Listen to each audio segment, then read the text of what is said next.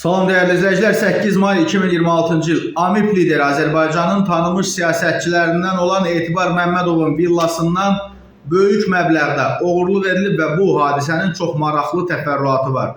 Siz də deyirsiniz ki, müxalifətdə pul yoxdur. İndi təfərrüatı diqqətinizə çatdıracağım. Burada üstə gəl işarəsinə toxunun, bax burada görünürsə əgər və kanala abunə olun. Dəyərli izləyicilər, Bakının Sabunçu rayonunda yeniyetmə oğlan villadan oğurluq edib. Teleqrafın əldə etdiyi məlumata görə hadisə Bilgək qəsəbəsində baş verib. Həmin ünvanda yaşayan Etibar Məmmədov və onun oğlu Orxan Məmmədova məxsus 3 mərtəbəli evdən $19.000 uğurlanıb. Məlum olub ki, oğurluğu bağ evində ailəsi ilə birlikdə yaşayan bağban Ramil Əbülhəsənovun oğlu Əli Əbülhəsənli törədib. İş üzrə Etibar Məmmədovun oğlu Orxan Məmmədov zərər çəkmiş qismində tanınıb. Orxan Məmmədovun iş adamı olduğu deyilir. Yəni Etibar Məmmədovun oğlunun istintaq orqanı tərəfindən əlinin barəsində Cinayət Məcəlləsinin 177.2.3 və 177.2.4-cü maddələri ilə ittiham elan edilib. Məhkəmə də çox maraqlı qərar verib. Onu da diqqətinizə təqdim edəcəm.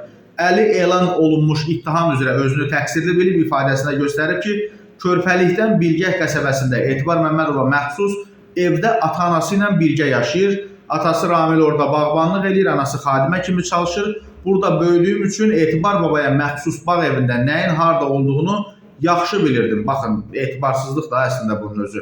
İlk dəfə evin 3-cü mərtəbəsində yataq otağındakı dolabda paltarların altında gizlədilmiş 2 paçkanın birindən 3 ədəd $100 çıxardım. Ona görə cəmi 3 ədəd $100'dan əskinas götürdüm ki, əgər Zemfira xala, yəqin ki, Etibar Məmmədovun həyat yoldaşı pulu yoxlamaq istəsə paçkadan $300'ın əski olduğunu hiss eləməsin. Həmin gün dostlarım Rəhman və Ağaverdiyə zəng elədim, bildirdim ki, məndə bir qədər pul var, yeyib içək. Rəhman dedi, Məhəmməd adlı dostu bizi öz avtomobilində gəzdirsin. Onun qəşəng qız tanışları da olur. Bu minvalla Məhəmmədin Hyundai markalı avtomobilində Rəhman və Ağaverdi məni Bilgək qəsəbəsindəki kardioloji sanatoriyanın qarşısından götürdülər.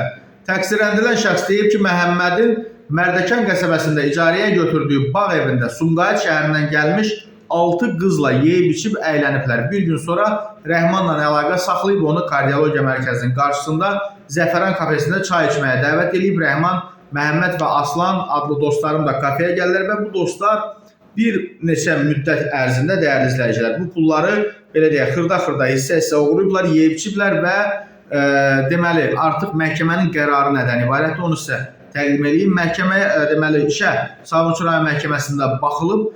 Əli 1 il 11 ay 26 gün müddətinə azadlığın məhdudlaşdırılması cəzasına məhkum edilib. Ona cəza çəkmə müddətində Bakı şəhərinin hüdudlarını tərk eləməmək, bir də ki, deməli axşam saat 23:00-dan səhər saat 6-ya qədər yaşayış yerini tərk etmək qadağan olunub. Bundan başqa ona elektron nəzarət vasitəsini gəzdirmək və həmin vasitənin işlək vəziyyətdə saxlanılması üçün ona xidmət eləmək və s.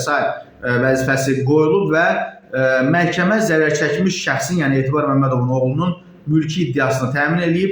Mülki cavabdeh Əli Əbülhəsənlidən maddi zərərə görə 27.800 manat və 174 manat dövlət rüsumu və s. və ilaxır bunlar tutularaq Orxan Etibar oğlu Məmmədova ödənilməsi barədə qərar çıxarılıb. Qeyd edilək ki, Etibar Məmmədov xalq hərəkatının tanınmış simalarından, liderlərindən olub və hazırda AMİP-in lideridir və zərər çəkmiş Orxan Məmmədov da onun oğludur. Baxın, bir yeniyetmənin, bir gəncin elədiyi səhvə görə deyil, körpəlikdən burada böyümüşəm. İndi siz təsəvvür edin ki, o ailə illərlə o bağdan dolanıb və bugün çörəyini itirdi və bundan sonra da elə bir ailəyə kim iş verər ki, yəni çox çətin bir məsələdir. Ona görə də yəni çox təəssüf doğurur, amma mənə bu yeniyetmədən çox onun valideynlərinin illərlə o bağda çəkdiyi əziyyət və bu günləri işsiz qalması daha çox təsir edir.